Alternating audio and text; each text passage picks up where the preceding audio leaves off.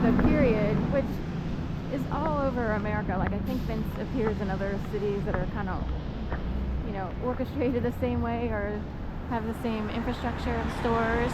But interestingly, this building here houses the Icon.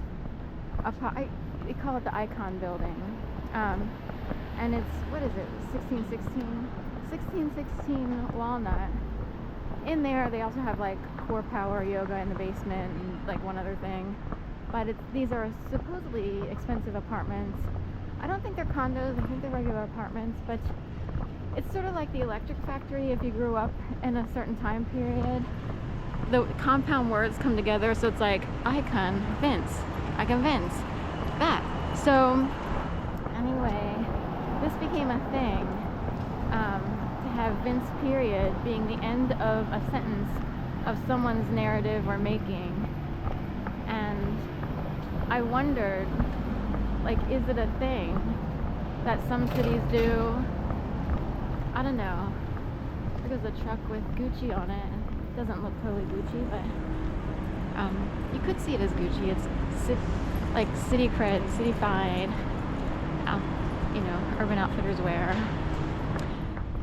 Anyway, so that's the big find here. There used to be a couple places with a period at the end. There used to be a store that was just called Grocery in the Midtown Village, lesbian-owned. They changed it to a King Bubble Tea or Bubble Tea or whatever it is. I always want to say Bubble Tea, even though it's Bubble Tea. I think it actually is Bubble Tea. Am I going this way?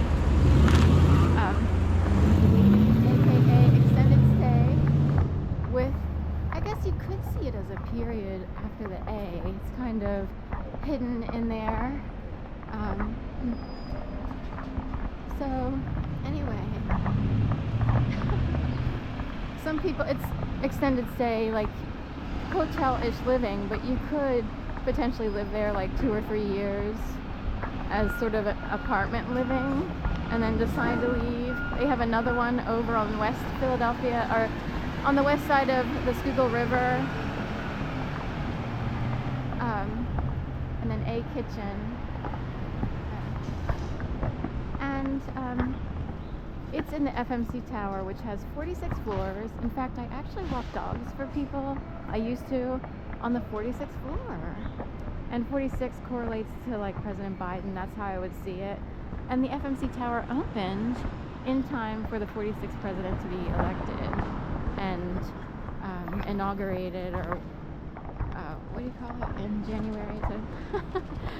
So technically no one is officially in office until the inauguration, I guess, in January, usually like the 3rd week of January or something, or last week of January. They're watching them again. 1845 has taken up a new practice, and they are power washing in front of their building. That's this tall building here with the cell phone tower looking things on top, whatever those things are, big rectangles, whatever. The thing is, I'm wearing Crocs that are on the old side, and I can't walk on wet surfaces because it'll just go up into my socks and everything, and it's really slippery on that particular surface in front of that building. Come over here and watch people set up for the Tuesday farmers market. Every week I forget, like, oh yeah, it's Tuesday. Oh yeah, there's a farmers market comes in on Tuesday. It's like a smaller version of the farmers market, which is bigger on Saturdays, and a lot more vendors come in and so forth and so on. So, hi, every day now. 1845.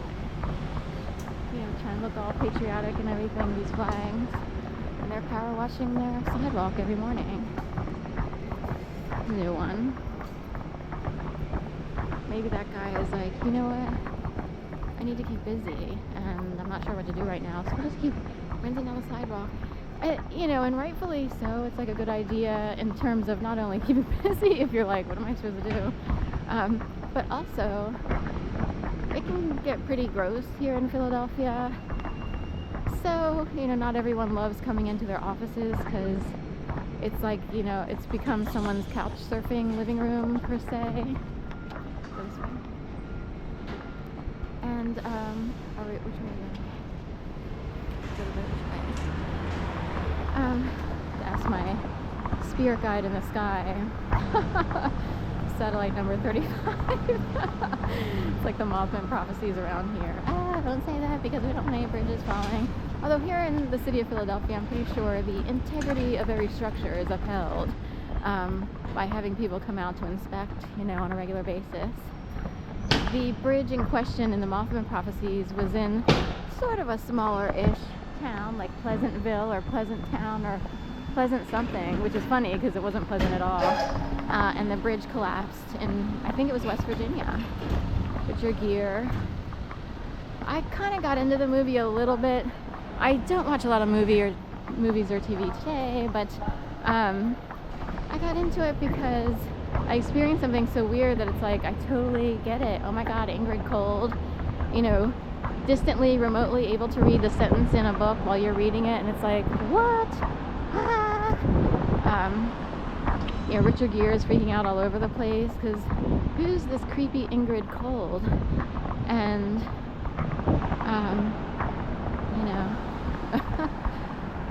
why is this voice on the telephone, which also pierces ears through the telephone, like a really loud feedback sound?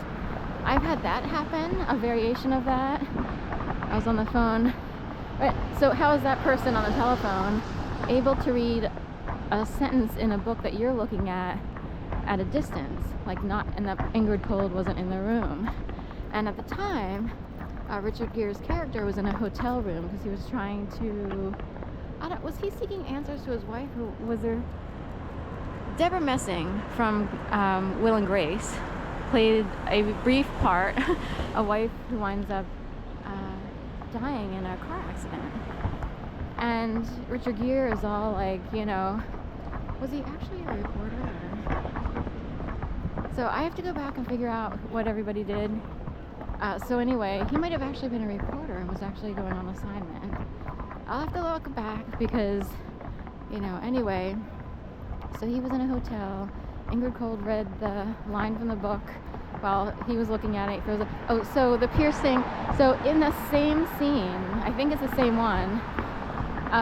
Richard Gere yanks the phone away from his ear because there's this loud feedback, like, piercing sound coming through. I actually had that happen once. I was talking to my mom, and I, can't remember exactly what we were talking about.